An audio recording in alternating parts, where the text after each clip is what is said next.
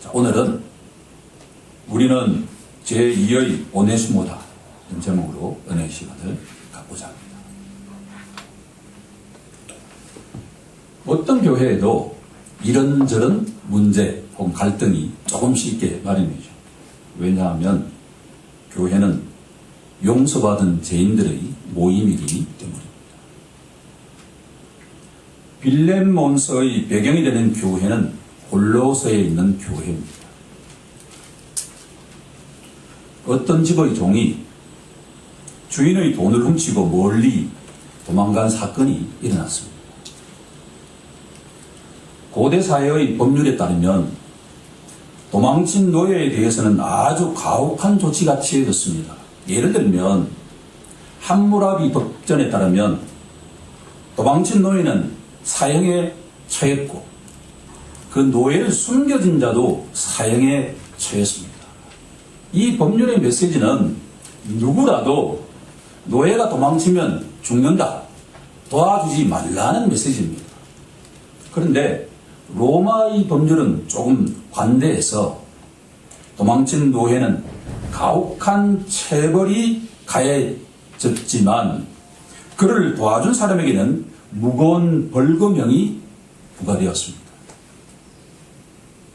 하지만 성경은 도망친 노예에 대해서 아주 관대한 조치를 요청하고 있습니다. 신명기 23장 15절 16절을 보면 종이 그의 주인을 피하여 내게로 도망하거든 너는 그의 주인에게 돌려주지 말고 그가 내 성읍 중에서 원하는 곳을 택하는 대로 너와 함께 내 가운데 거주하게 하고 그를 압제하지 말라고 말씀하고 있습니다. 우리가 믿고 의지하는 하나님은 도망간 노예처럼 사회적 약자에 대해서 깊은 관심과 배려를 하고 있다라고 하는 것을 알 수 있습니다. 사도 바울이 에베소에서 2년간 두란노에서 복음을 선포할 때 에베소 근처가 바로 골로새인데 그 골로새 출신의 한 남자가 와서 사도 바울이 복음을 듣고 난 뒤에 회심하는 사건이 일어났습니다. 그 사람의 이름이 바로 이 서신의 주인공인 빌레몬이라고 하는 사람입니다.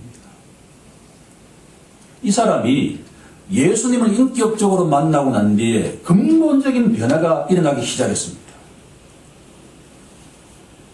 그의 아내였던 아비아가 예수를 믿기 시작했고 그의 아들인 아기뽀가 예수를 믿기 시작했고 더구나 자기 집안 전체를 예배 처소로 내주는 초신자인지도 불구하고 신실한 믿음의 소유자가 되었다라고 합니다.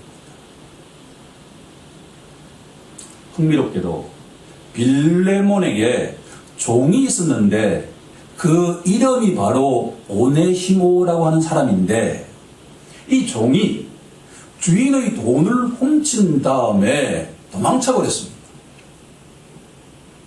그 이후에 이 오네시모가 어디에서 피신생활을 했는지 모르지만 성경은 우리에게 알려주기를 로마까지 갔다라고 하고 감옥에 갇혀있는 사도 바울을 만났다라고 우리에게 증언하고 있습니다.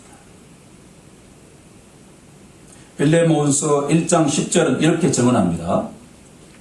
갇힌 중에서 낳은 아들 오네시모를 위하여 내게 당부한다 라는 말씀에 의지하면 이 돈을 훔친 오네시모가 로마에 있는 사도 바울을 만났다라고 하는 것을 알 수가 있죠. 또 이런 질문을 던질 수가 있습니다. 인간에게 우연이라고 하는 것은 있을까라고 질문한다면 인간적인 생각으로는 항상 우연이 넘쳐 있지만 성경은 절대 그렇지 않다라고 우리에게 이야기하고 있습니다. 다윗은 시편 139편에서 이렇게 고백합니다. 내가 주의 영을 떠나 어디로 가며 주의 앞에서 어디로 피하리이까? 내가 하늘에 올라갈지라도 거기 계시며 내가 저 수월에 내 자리를 펼지라도 하나님은 거기 계시나이다 라고 고백하고 있습니다. 인간은 우리가 어디로 도망친다 하더라도 하나님은 따라오시는 분이고, 심지어 오네시모가 돈을 훔치는 그 현장에도 하나님이 함께 하셨다라고 하는 것을 옛날에는 몰랐지만 믿음을 갖고 난 오네시모가 그 현장에 주님이 함께 계셨다라고 하는 것을 알았다라는 것입니다. 인자가 풍성하신 하나님께서는 인간의 절도행위와 같은 악함도 선한 길로 인도하시는 분이십니다. 탕자 오네시모를 지켜보신 분도 하나님이시고, 그를 불쌍히 여기셔서 목회자 사도 바울 앞으로 인도하신 분도 하나님이시고, 그를 회심 사건의 주인공으로 되게 하신 분도 살아계신 하나님이다 라고 말하고 있습니다. 믿음을 가진 오네시모는 자기의 인생을 돌아보니까 모든 것이 하나님의 은혜요, 하나님의 섭리다라고 하는 것을 깨달았다라는 것입니다. 범사에 계한이 있고 천하만사가 다 때가 있나니, 만약 우리 인생의 주권자가 하나님이라고 인정하는 순간에 주님이 선한 목자가 되어서 우리들을 생명의 길로 인도해 가신다라고 하는 것을 믿길 소망합니다.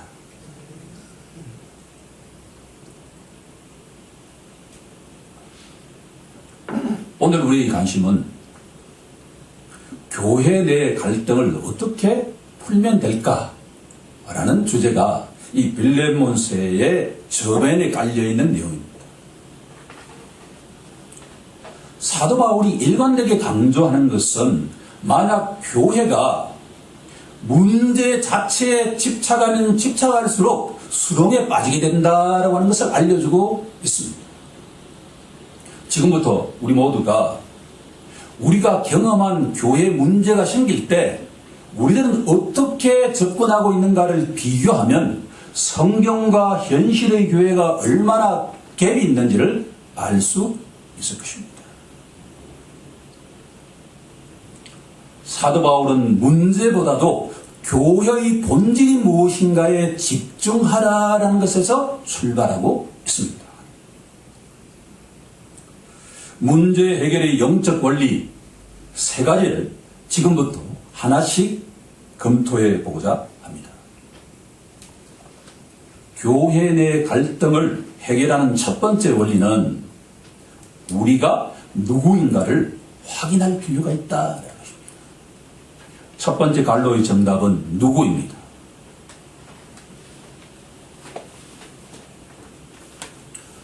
성경은 예수 믿는 자가 누구인가에 대해서 우리에게 다양한 관점에서 알려주고 있습니다. 1장 1절 2절을 보면 그리스도 예수를 위하여 갇힌 자 된 바울과 및 형제 디모데는 자매 아비아와, 우리가 잘 알고 있는 것처럼 디모데는 사도 바울이 영적으로 낳은 아들인데 그 디모데를 형제라고 호칭하고 있습니다. 아비아는 바로 빌레몬의 아내인데 그녀를 자매라고 호칭하고 있습니다. 고대 사회처럼 계급 질서가 확고한 사회에서 아들, 딸과 제자 같은 존재를 형제와 자매라고 호칭하는 것은 그야말로 혁명적인 내용이다라고 하는 겁니다. 이와 관련하여서 우리가 꼭 기억해야만 할 성경 구절이 있습니다. 갈라디아서 3장 28절 너희는 유대인이나 헬라인이나 종이나 자유인이나 남자나 여자나 다 모두 그리스도 예수 안에서 하나이니라. 이 말씀을 제가 좀 풀이하는 것이 유익할 것입니다. 선민사상이 강했던 유대인들은 우리 같은 이방인들을 마치 짐승처럼 바라보았기에 그들을 형제 자매라고 부르는 것은 있을 수 없는 일이었다라는 것입니다. 고대 사회처럼 노예의 주인은 그 노예를 인간으로도 바라보지 않았기 때문에 그 종을 형제와 자매라고 부르는 것은 있을 수도 없었다라고 하는 내용입니다. 오늘날 여성들은 듣기 좀 곤란하지만 당시에는 남자는 여자를 인간으로 취급하지 않았기에 그 여성을 자매라고 부르는 것은 있을 수도 없는 일이었다라고 합니다. 그것이 고대 사회의 문화였습니다. 편견이었습니다. 사도 바울이 1장 1절에서 우리에게 던지는 메시지는 그리스도 예수 안에 있는 자, 예수님과 연합한 자는 그 사람이 이방인이든 그 사람이 종이든 그 사람이 여자든 우리의 형제요 우리의 자매다라고 선포하고 있다라고. 우리의 역사를 회고해보면 1000년이 지난 시점에도 2000년이 지난 시점에도 사람들은 아직도 피부 색깔에 의해서 교회에서 차별하고 있다라고 하는 것을 알 수가 있습니다.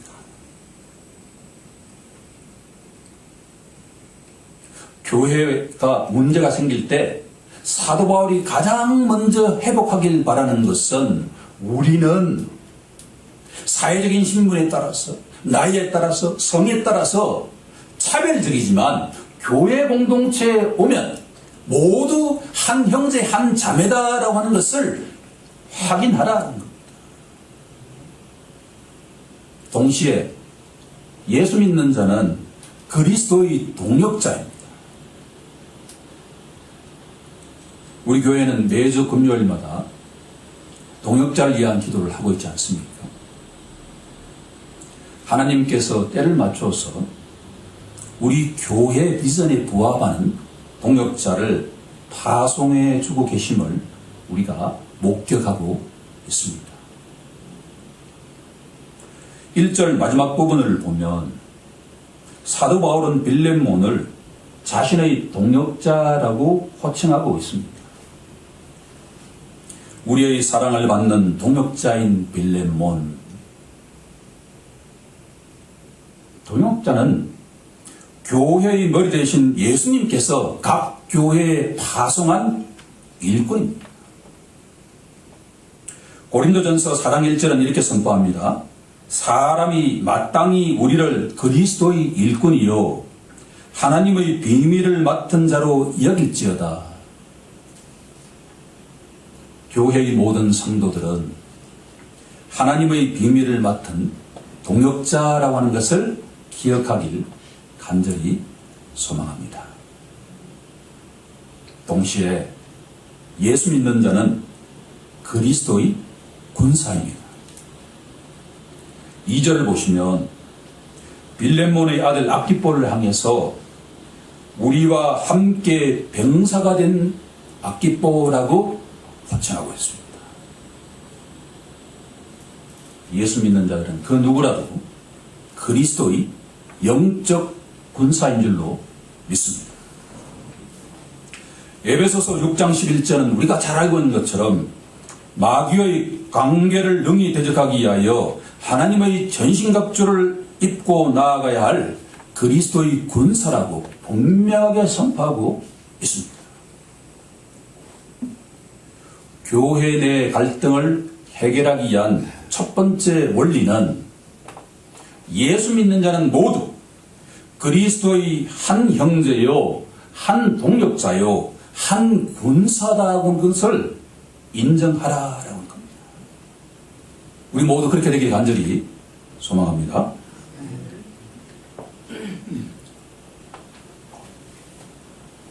두 번째 영적 원리는 칭찬하는 것입니다. 두 번째 갈로의 정답은 칭찬입니다. 아니, 교회 내에 지금 갈등이 막 생겼는데 칭찬하는 것이 과연 쉬울까라고 생각한다면 그것은 쉽지가 않겠죠. 그런데 교회 문제가 생기고 교회 갈등이 생길수록 그 성도가 지금까지 어떤 일을 했는가를 기억하면서 칭찬해야 된다라고 하는 것이 사도 바울 우리에게 던지는 지혜로움입니다. 그런데 칭찬의 경우에도 립 서비스가 있고 진짜 칭찬하는 게 있지 않습니까? 사도 바울은 우리에게 성경적 원리에 입각하여 칭찬하라고 조언하고 있습니다.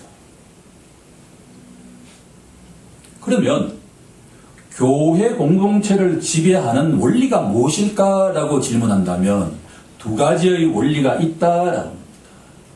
하나는 믿음의 원리이고 다른 하나는 사랑의 원리입니다.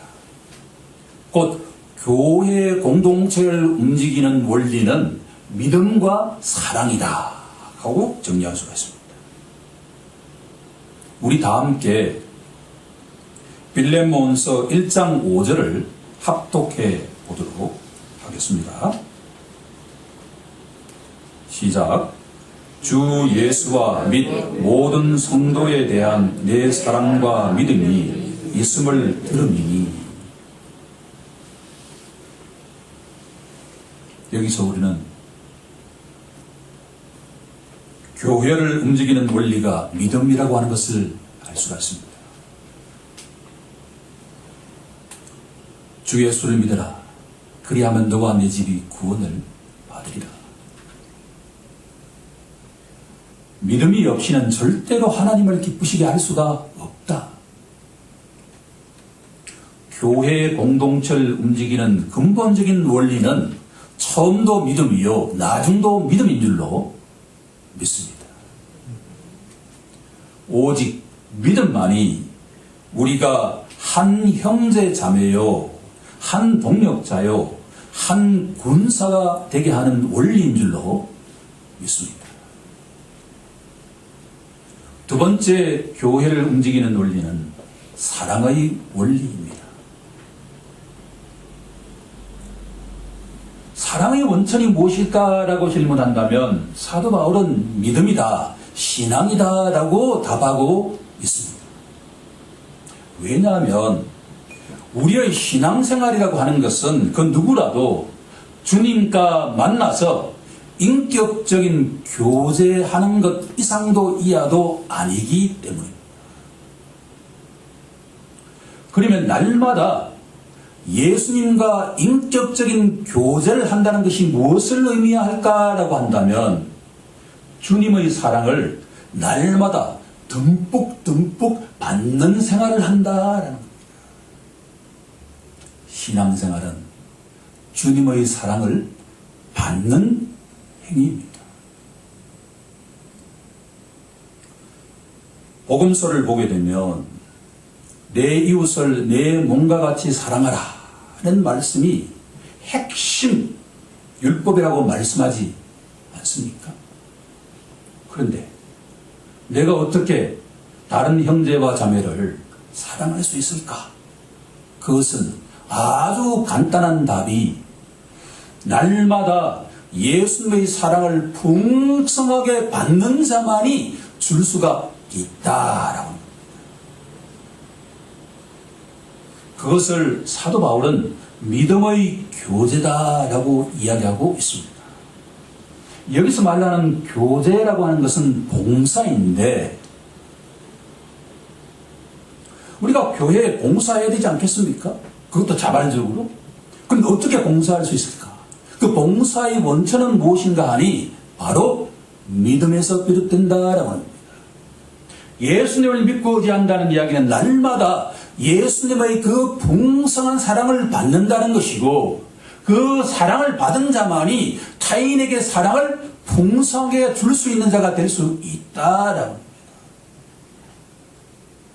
만약에 우리가 날마다 예수님이 사랑을 받지 않은 상태에서 교회 공동체에 와서 교제할 경우에는 타인의 사랑을 갉아먹는 것과 같은 결과가 되기 때문에 날마다 주님과의 인격적인 교제가 없는 상태에서 교제가 이루어지면 이루어질수록 복의 통로가 되는 대신에 갈등의 원인이 될 수 있다라고 하는 것을 우리가 알 수가 있습니다. 그런데 이 칭찬의 주인공이 누구냐면 바로 빌레몬이라고 사도 바울은 이야기하고 있습니다. 7절을 보시면 형제여 성도들의 마음이 너로 말미암아 평안함을 얻었으니 내가 너의 사랑으로 많은 기쁨과 위로를 받았느니라.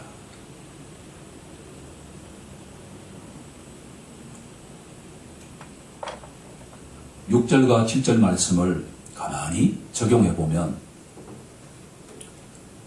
교회 성도들이 빌레몬을 보면 선한 것이 무엇인지를 알 수가 있었다.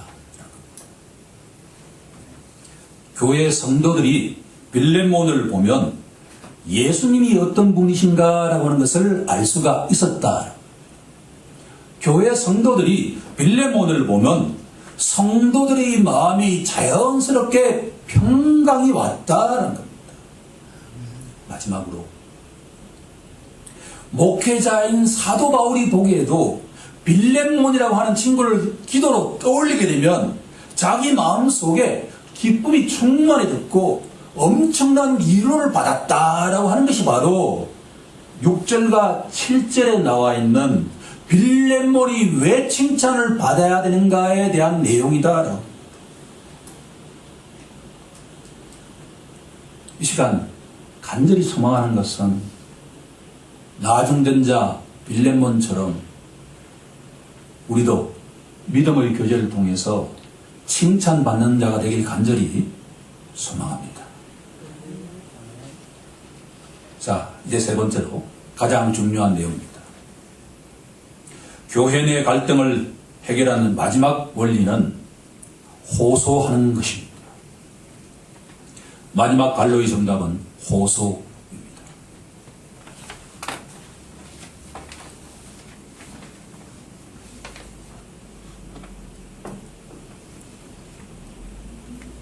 8절 이하의 내용을 보면 우리가 읽지는 않았지만 사도 바울은 빌레몬에게 충분하게 연령적으로도 영적으로도 명령할 수 있는 위치에 있음에도 불구하고 명령하지 않고 간절하게 호소하고 있다라고 하는 것을 기억할 필요가 있습니다. 이것이 우리에게 던지는 메시지는 교회의 형제와 자매는 형제와 자매에게 명령하는 위치에 있지 않다라고 하는 것을 우리에게 알려주고 있다라고 합니다. 교회에 왜 갈등이 심화될까? 자기 눈에는 타인이 분명하게 잘못한 것이 눈에 보였기 때문입니다. 자기도 모르게 그 형제 자매에게 명령하는 위치에 가 있다라고 하는 것을 알 수가 있습니다. 사도 바울이 강조하는 것은 빌레몬의 종인 오네시모가 한때는 돈을 훔쳤지만 지금은 회개하고서 예수님을 자신의 구세주와 주인으로 영접했다라고 하는 것을 알려주고 있다. 다시 말씀드린다고 한다면 오네시모가 근본적으로 새로운 피조물이 되었다라고 하는 것을 알려주고 있습니다. 우리 다 함께 11절을 합독해 보도록 하겠습니다. 11절입니다. 시작. 그가 전에는 내게 무익하였으나 이제는 나와 내게 유익함으로. 제가 성경에서 가장 좋아하는 문구가 바로 전에는, 예수 믿기 전에는 어떤 사람이었는데 예수 믿고 난 다음에 이제는 어떤 사람이 되었다라고 하는 이 사도 바울의 표현 방식. 그가 전에는 내게 무익한 자였으나 이제는 나와 우리 모두에게 유익한 자가 되었다고 사도 바울은 선포하고 있습니다. 전에는 오네시모가 거짓말쟁이였지만 이제는 정직한 자가 되었다라고 알려주고 있습니다. 전에는 오네시모가 불성실한 자였지만 이제는 근실한 자가 되었다라고 선포하고 있습니다. 전에는 오네시모가 불평불만을 하던 자였지만 이제는 하나님 말씀에 철저하게 순종하는 자가 되었다라고 선포하고 있습니다. 전에는 오네시모가 저주받은 자였지만 이제는 축복의 통로가 되었다라고 선포하고 있습니다.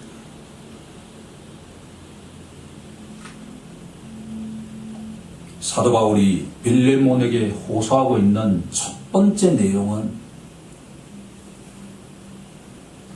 빌레몬 형제님, 오네시모가 예수를 만나고 난 뒤에 완전하게 다른 사람이 되었습니다 라고 하는 것을 알려주고 있다라고 하는 겁니다.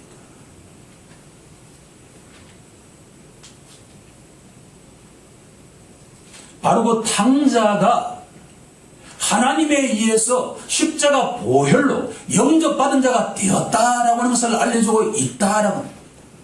너무나 중요한 내용입니다. 우리가 교회에서 어떤 갈등의 주인공이 있을 때 하나님께서 그리스도의 피값으로 그 영혼을 사셨다라고 하는 것을 인정하는 것이 가장 중요하다라고 합니다.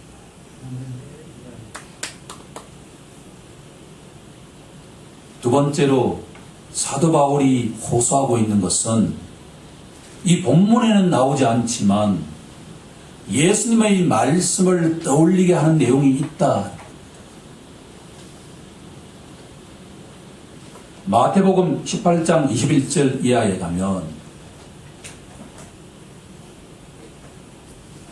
베드로가 예수님께 형제가 죄를 범하면 예수님 몇 번 용서해야 됩니까?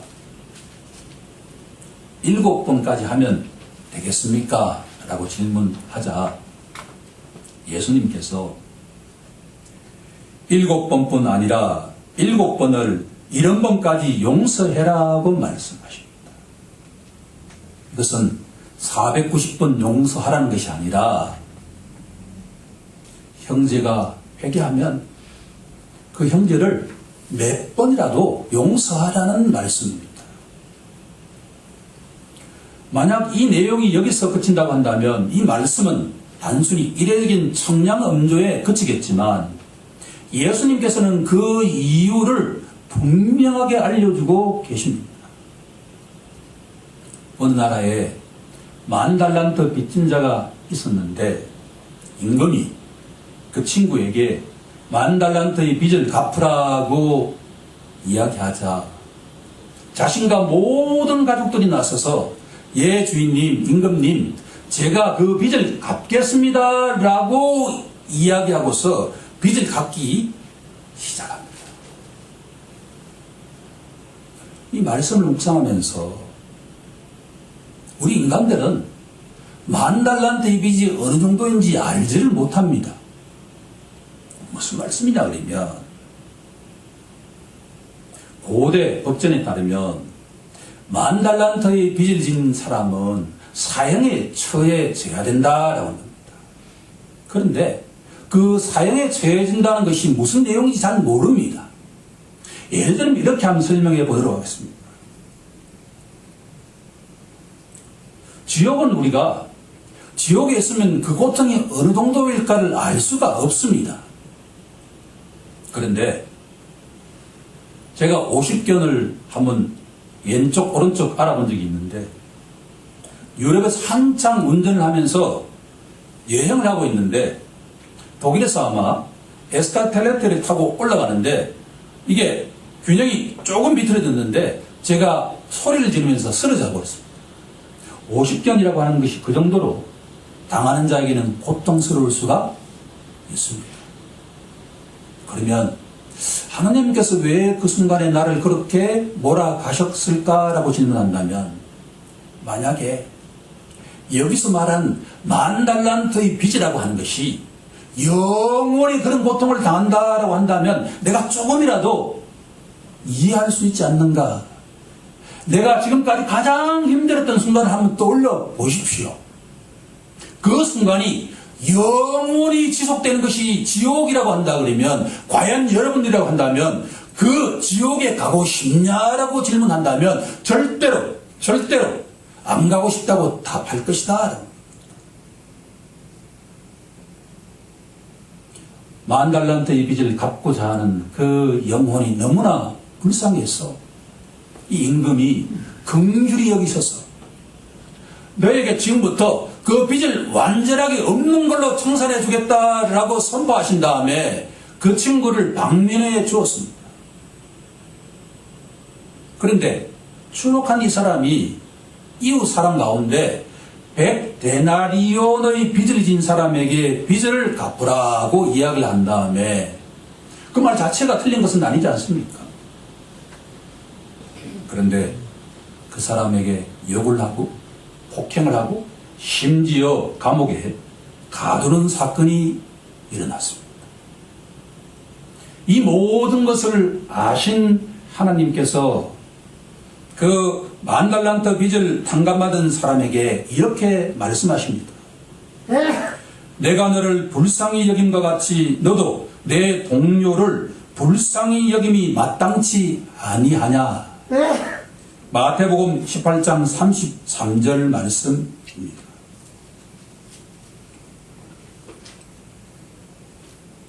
사도 바울이 빌레몬에게 호소하는 것은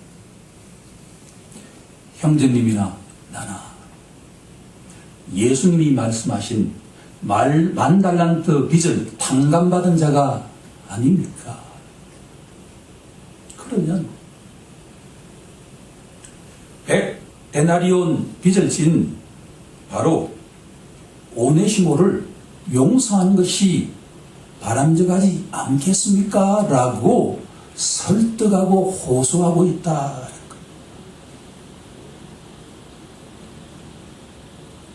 사도 바울은 빌레몬이 자발적으로 자기 뜻으로 종 오네시모를 사랑받는 형제로 받아들이기를 호소하고 있습니다.